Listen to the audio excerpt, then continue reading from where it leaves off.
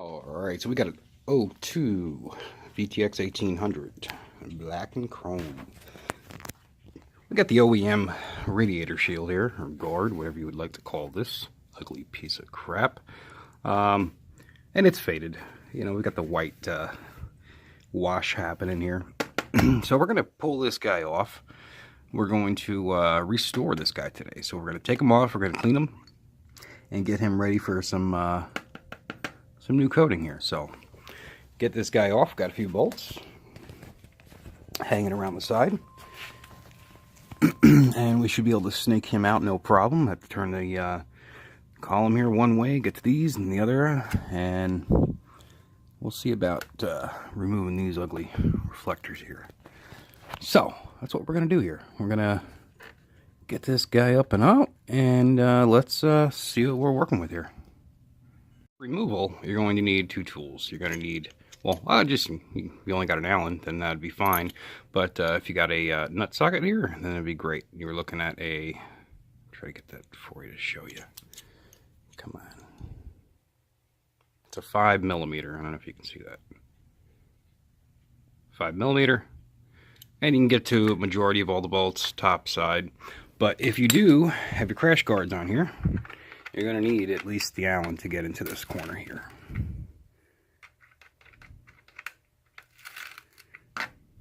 Same thing with the other side.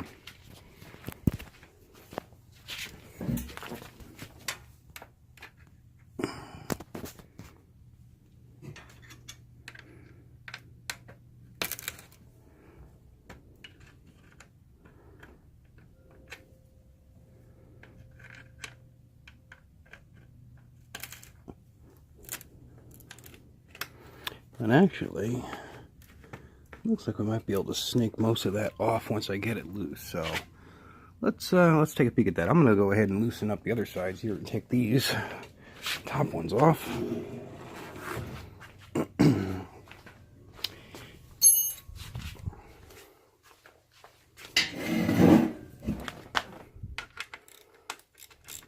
they weren't even that tight either. Which isn't surprising because plastic does shrink. So these could have been tight one day, 10 years ago, I don't know. But these are collared type screws or bolts. Come on, focus. There you go.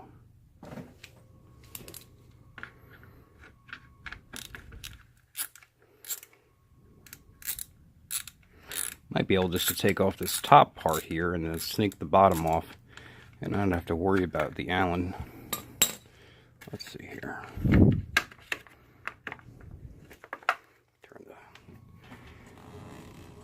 we go.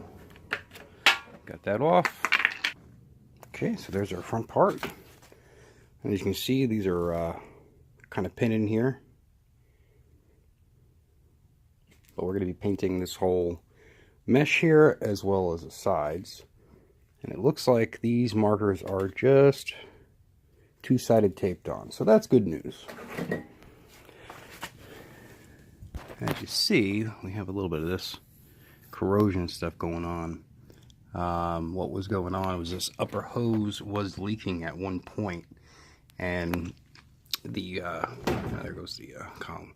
The fluid was actually falling around down the side here and then finding its point and kind of leaking down. But this is the time to clean it up and make sure there ain't nothing, no funny business going on. Whatever your favorite cleaner is, I mean, cheap stuff works just fine. And we're gonna get them all cleaned up and get those reflectors off of here. And get these guys ready to paint. Reflectors are fairly simple. They are just two-sided taped on. Let's take a peek. If that guy can stay there. So just regular two-sided tape. Throw those in a bag, hang on to them, and if you ever need to put them back on, you got them. So while we got the parts out there drying, I wiped them off as good as I could with the water. Cleaned off any residue from the reflectors. They're out there drying. Let's talk about the paint that we're going to be actually using today. So from the right to the left, what we got is a self-etching. It's a really good adhesion type of primer. I use that on all the metal stuff. for corrosion resistance and a good adhesion to your paint. So we're going to be using that for the actual metal part, the grill you would call it. To the left of that is the paint that I'm going to be using, which is a satin type black. It's a non-gloss. Tell you what, you paint your motorcycle with this gloss black stuff, it just doesn't look right. Don't do it. But this, the Ninja Enamel stuff, this is not the extreme high one. This is 550. Adhesion is really good, and it really, it pops a little bit more. And that's just my opinion. It's what I like to use. A little more expensive, works really good. As far as our paint for our plastic, I've been using this stuff for the past year, and I gotta say, I do enjoy using it. It looks good. It holds up to the sun out here in Florida. I gotta tell you, the stuff just doesn't last, but this has been doing a pretty good job. And it is by Duplicolor. And it renews and protects, flexible finish, so it doesn't crack off like if you were to use just an enamel paint. It is semi elastomeric, or whatever they call that. It has a little bit of a flexibility to it, so it does last. So those are the three paints we're going to be using today. And as far as anything else on these bikes that could be painted, there's nothing that really shows as far as plastic goes. So, you know, but your bike might be different, but we're just talking about the VTX. So back to the paint job here. We're going to let those guys dry for a little bit more, and the first thing I'm going to do is we're going to tape off that front grille, the larger part, and we're going to apply some primer to it. Okay, so here we are. We're all taped off. We got a little bit of a light prime on this guy. You don't have to go crazy. We're not in here for Picasso, so, but yeah, just a real light spray on it. You know, I wouldn't be too concerned about the overspray on the inside, but if you wanted to tape the inside off, be my guest. We're going to go ahead and just spray around this whole thing, so we're not going to see that afterwards. But we are going to be painting the plastic after this, so we're going to go ahead and, or not the plastic, I mean, we're going to paint this black, and then we'll somewhat let it dry, tack up, at least to where we can throw just a little bit of paper over it to cover it, and you'll see what I'm talking about here. But that etching type primer, it dries extremely well, extremely quick. This has only been done for maybe 5 minutes, and it's already dry. It's not even tacky, but I'm going to let it sit for a little bit longer. Looks like I'm probably going to hit it again here up on the edge. So I'm going to hit that up, and then we'll get to be painting this thing. Alright, so we went ahead and hit this up with some that black satin finish of the high temp paint. Like I said, I don't use the high temp paint specifically for high temp, but for this. One thing that I did honestly forget to do is hit this with the... I got some fuzzies pretty much. I don't know if you can see them, but there's some fuzzies hanging out. Stuck to the side of the grill here. There we go. Yeah, they're kind of hanging out. I'll have to pick those out afterwards, but yeah, so shit happens. But yeah, this is all painted up. Got it looking pretty good. Now, because this is a type of mesh, you're going to have to hit it at different angles to actually get in between everywhere. So just keep that in mind. And then you have the overspray on the inside here. Not concerned about it because we're going to be painting that. So just did the outsides like that, and we'll let this guy dry up here. Probably be about, say about 45 minutes. Stuff, like I said, the primer dries pretty quick, but the paint a little bit longer. 45 minutes, I should be happy, be able to just kind of wrap some paper around this guy. So, as far as the other guys, they're pretty much done. They're dry. And let's take a look at the finish of these. We need the before and after here. So, we've got some rock damage on these guys.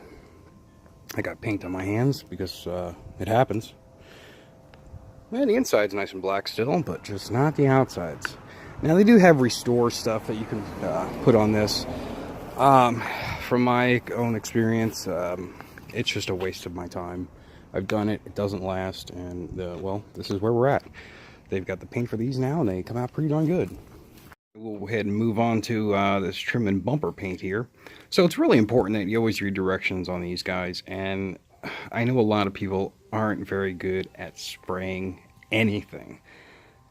Yeah, there's a lot of you out there, but it takes time, takes some practice, but it's very important that you just work in small layers, okay? So your first coat, You just want a very fine little layer on there. It's going to prevent any runs. Let it dry for a little bit, and your paint can's going to tell you about how long.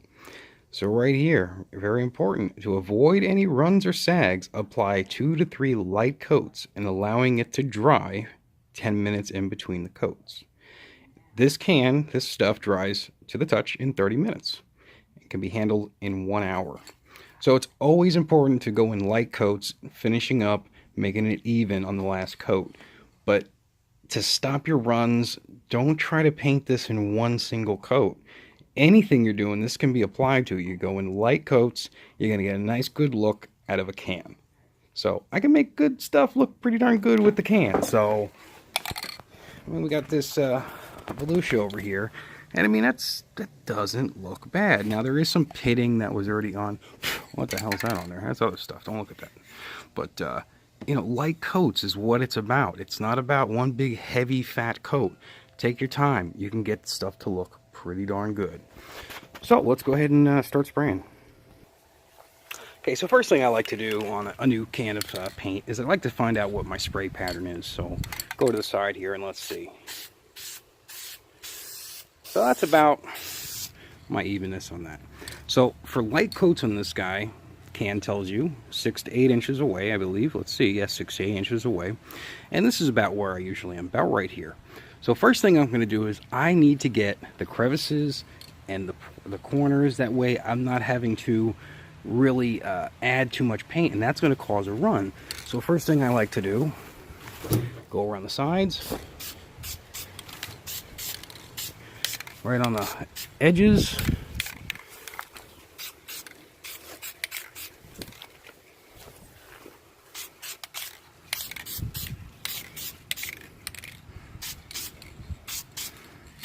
And then I'll finish up. And this is just the first coat, remember this. But we want it to be somewhat uniform here.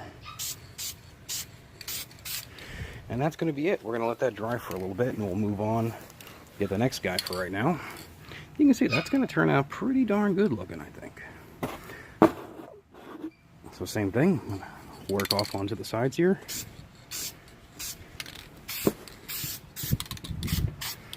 You don't have to worry about getting into the screw holes too much. You're going to be covering that all up with a bolt. So and then I'll finish up doing one on top here. And then we'll let that sit for a little bit. I'll go ahead and finish the rest of these coats and we'll take a peek at it. Let this thing dry for about 10 minutes. We'll come by and do one last little coat on there. So for our front grille part, all we're going to do is we're going to take cardboard, a nice big straight piece, going to help you a lot, and that's it. We're just going to spray it. We'll have to flip it over and do obviously the other side once it dries, but this helps you from masking everything up. I was going to use paper, but you know, this is always easier.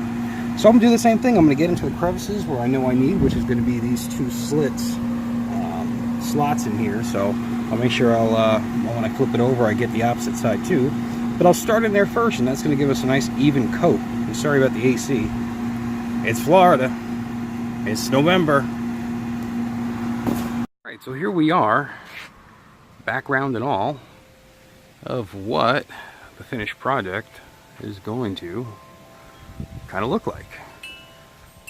Looking pretty good. It's been about an hour. And I can touch it, it's not tacky. And we still got that nice textured look of the plastic, so hey, look at the wind, it's blowing everything around. So I'm gonna get this guy back together and let's take a look at the after effect. Right, this is what we're looking at here for an end result.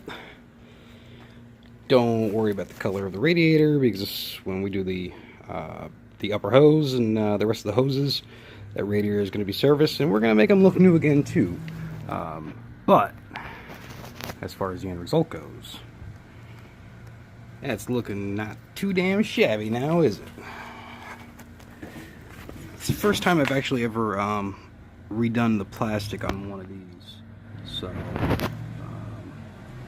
but as far as doing plastic, this stuff works great. Past few times that I've redone plastic, I've used the Duplicolor, and always comes out good. So, but yeah, there we go.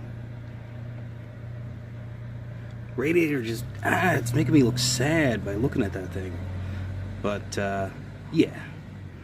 We'll have all that out and we'll redo them up, make them look all nice and new.